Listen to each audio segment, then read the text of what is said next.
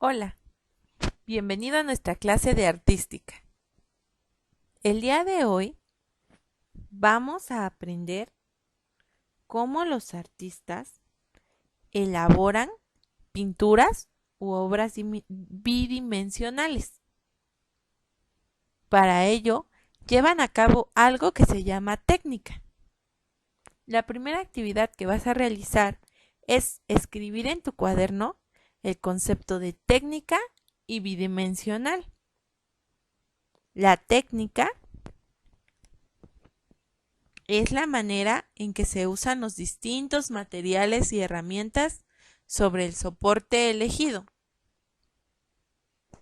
Y bidimensional es el adjetivo que se utiliza para calificar a aquello que tiene dos dimensiones. Un cuerpo que se proyecta a lo largo y a lo ancho. Ahora veremos algunas técnicas bidimensionales, porque tú vas a elaborar una obra de arte bidimensional. ¿Estás listo? Primero tienes que saber que existen imágenes bidimensionales y tridimensionales. Cuando creamos imágenes, el medio o soporte sobre el que trabajamos puede ser bidimensional, es decir, con 2 dimensiones, o tridimensional, con 3. La elección del soporte de la imagen determina también el tipo de material y las técnicas que se van a emplear. Bidimensional es cuando realizas un cuadro o pintura plano, que solo tiene largo y ancho. Y tridimensional es cuando realizas algo que tiene volumen, por ejemplo, una escultura. Y las 3 dimensiones que cuentan son largo, ancho y alto. Ejemplo de una técnica son los lápices y las barras de grafito. El grafito es una variedad del carbón de color gris plomo brillante que se usa desde mediados del siglo XVI. La mina va embutida en un trozo de madera que facilita su manejo. Produce una amplia gama de grises y un negro intenso y brillante característico, pudiéndose jugar con diversas durezas. Las barras de grafito tienen características similares al lápiz, pero al ser más grueso permiten trazos más anchos, sobre todo si se trabaja de lado con un pedazo cortado a la medida deseada. Es adecuada para trabajos de gran formato y de resolución rápida, aunque también válido para ejercicios de gran realismo. ¿Puedes observar la imagen en tu pantalla? Parece una foto, ¿verdad? Pues no lo es. Es un dibujo hecho con un lápiz, en una técnica hiperrealista, es decir, que parece como si fuera completamente real. Y el artista que lo creó se llama Dirk Simirski. Esta es otra técnica. Si recuerdas, la imagen se parece a las páginas del libro que te dije que consultaras. Es un autorretrato creado por el gran pintor Leonardo da Vinci, en una técnica llamada sanguina. La sanguina es una barra compuesta de pigmento ocre color rojo, óxido de hierro o hematite roja y una pequeña cantidad de aglutinante, que suele ser goma de tragacanto y que da consistencia a la barra. Se caracteriza por el tono rojizo en diferentes tonalidades, que van del anaranjado al púrpura y diferentes grados de dureza. Estos ejemplos también son técnicas hechas con sanguina y son bocetos de Leonardo da Vinci. Otra técnica seca muy popular son los pasteles. Los pasteles son barras de pigmento aglutinados con goma de tragacanto. La pintura con pastel se trabaja fundiendo tonos y colores sobre el soporte de los dedos, con difuminos o con pinceles. Los pasteles son muy parecidos a los gises. Las ceras son pinturas que se fabrican añadiendo aglutinantes grasos como la cera a los pigmentos. Las ceras cubren de modo excelente las superficies y proporcionan colores muy brillantes. ¿Sabes cuáles son las ceras? Las crayolas. ¿Tú tienes crayolas en casa? El carboncillo. El carboncillo se obtiene de la combustión incompleta de la madera, generalmente de sauce o viña. Se comercializa en barras de diferentes grosores y formatos y con diferentes grados de dureza. Para dibujar detalles se pueden lijar sus extremos. Para cubrir grandes zonas se apoya longitudinalmente sobre el papel. Produce negros intensos y una escala infinita de grises. ¿Se te había ocurrido pintar con un trozo de carbón? Bueno, pues hoy aprendiste una técnica nueva. También existen técnicas pictóricas húmedas. Estas son aquellas en que la pintura se utiliza disuelta con agua u otras sustancias, como aguarrás o aceite. En algunos casos, para trabajar con una técnica pictórica húmeda, hay que preparar el soporte con una imprimación. Esta suele ser una capa de agua de alguna sustancia que hace que el soporte sea menos poroso y sirve de base a las siguientes capas. Como te darás cuenta, las técnicas húmedas son un poco más profesionales. Sin embargo, si tú te decides, las puedes usar. Las acuarelas. Las acuarelas es una pintura hecha con una mezcla de pigmentos finos y goma arábiga que disuelta en agua proporciona colores muy transparentes. Es una técnica que se caracteriza por su dificultad, brillantez y luminosidad, y se suele usar como soporte el papel. Sus colores son transparentes, de modo que para pintar con acuarela se respeta la blancura del papel en las zonas de luz. La rapidez del secado exige una gran seguridad en el manejo del pincel.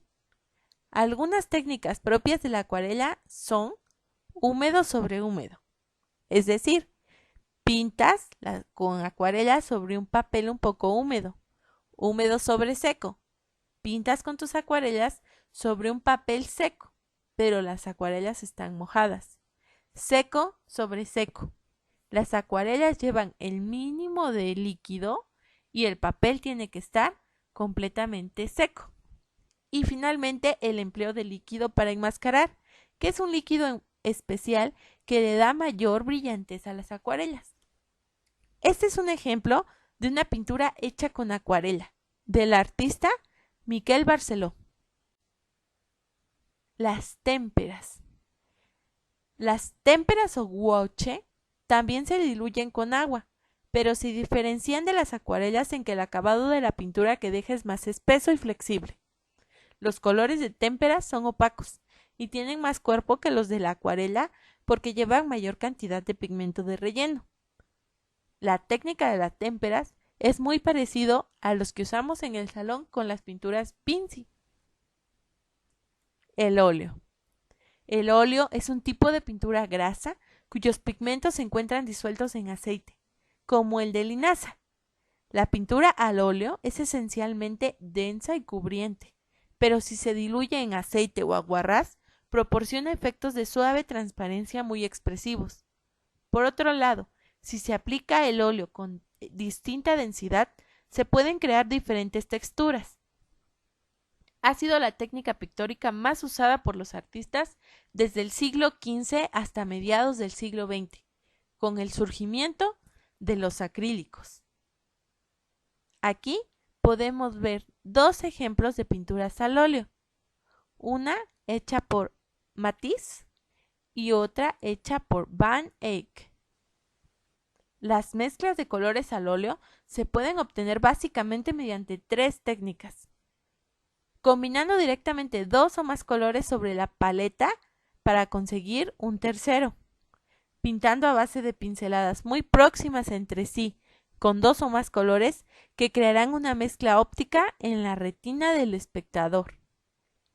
O utilizando la técnica de las veladuras, que consiste en extender una película de color muy diluido sobre una base de otro color para conseguir uno nuevo por transparencias. La pintura acrílica es una clase de pintura que contiene un material plástico. Pintura de secado rápido en la que los pigmentos están contenidos en una emulsión de polímero acrílico. Aunque son solubles en agua, una vez secas son resistentes a la misma. Destaca especialmente por la rapidez del secado.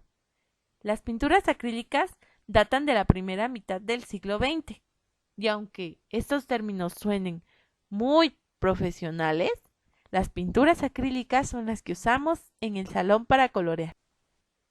El grabado. El grabado incluye un conjunto de técnicas de arte gráfico cuya característica común es la creación de imágenes iguales que forman una serie a partir de impresiones o estampaciones. El procedimiento general del grabado es el siguiente. Sobre una plancha o matriz se practican cortes o incisiones para obtener formas figurativas o abstractas. La imagen que resulta en la matriz se entinta y se pone en contacto con el papel a presión, lo que da lugar a la estampa. Existen dos técnicas básicas de grabado, según el sistema de impresión utilizado: la estampación en hueco y la estampación en relieve. Este es un ejemplo de la estampación en hueco, en el cual, sobre la superficie de una lámina de metal delgada y lisa, el grabador abre surcos por medio de instrumentos cortantes o por medio de ácidos corrosivos. Las incisiones abiertas corresponden a la imagen de la estampa. A continuación se entinta la superficie de la plancha y se limpia cuidadosamente para que la tinta quede solo en las incisiones. Finalmente se pone en contacto el metal entintado con un papel y se pasan ambos por la prensa o tórculo, que pasa por presión a la imagen de las incisiones de la plancha metálica a la estampa de papel. La estampación en relieve. Este sistema corresponde a las técnicas de grabado en madera, xilografía, y linóleo, linograbado. El principal instrumento para la estampación en madera es la gubia, pequeña herramienta que hace incisiones en forma de arco o V y que se utiliza para rebajar las zonas de madera o linóleo que no van a ser entintadas. Se denomina estampación en relieve porque las partes de la madera o plancha de linóleo que no han sido rebajadas quedan en relieve respecto de las zonas rebajadas. Estas partes en relieve retienen la tinta y quedan impresas en la estampa, mientras que las zonas rebajadas quedan blanco en el papel, al no llegar la tinta al fondo de los cortes. Esta imagen que ves es un ejemplo de este tipo de grabado. Otras técnicas de representación bidimensional.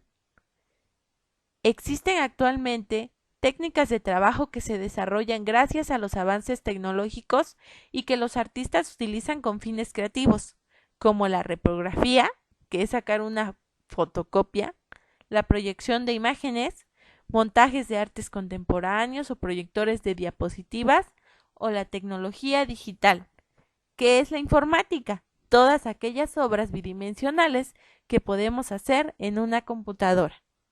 Ahora que ya conoces todas las técnicas, elige una para que tú hagas tu obra de arte.